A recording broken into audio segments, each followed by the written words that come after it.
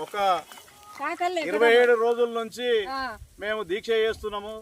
ఏదో రకంగా నిరసన తెలియజేస్తుంటే ఇప్పుడు ఉన్నటువంటి స్థానిక ఎమ్మెల్యే గారు కానీ ఇక్కడ ఉన్నటువంటి ఈ జిల్లా మంత్రి ఎవరైతే ఉన్నారో కోమటిరెడ్డి వెంకరెడ్డి గారు కానీ తర్వాత ఇరిగేషన్ శాఖ మంత్రి గారు కానీ ఇక్కడ ఈ ప్రాంతాన్ని మేము మొత్తం ఎడారి ప్రాంతం, ఇది వ్యవసాయం మీద ఆధారపడినటువంటి ఈ ప్రాంతము.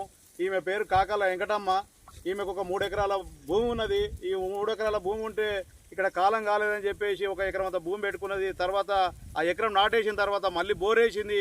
బోరేస్తే ₹1,00,000 ఖర్చు వచ్చింది. ఆమెకు ఒక్క నీరు చుక్క కూడా రాలేదు. భూగర్భ జలాలు అడగంటిపోయినాయి. ఈ ప్రాంతంలో గొలుసుకట్టు ద్వారా ఏదైతే మీరు ఎన్నికలలో హామీలు ఇచ్చిర్రో ఆ హామీల ప్రకారమే ఈ ప్రాంతాన్ని అంతా గొలుసుకట్టు ద్వారా చెరువు నింపాలని చెప్పేసి రాజపేట మండలం తరఫున జేఏసీగా మేము అందరము తెలియజేసుకుంటున్నాము.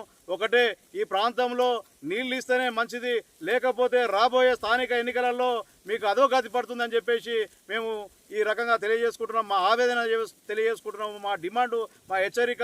ఇక్కడ ఉన్నటువంటి ప్రాంతం చూడు, రైతులంతా ఎంత గోసపోతున్నారో. మొన్న అక్కడేమో 3 ఎకరాల గొలపెల్లి సిరిది ఎండిపోయింది, ఇక్కడేమో కాకల వెంకటమ్మది ఎండిపోయింది. ఈ రకంగా రాజపేట మండలంలో రోజు రోజుకు ఒక ఇబ్బందులుగా ఏర్పడుతున్నది.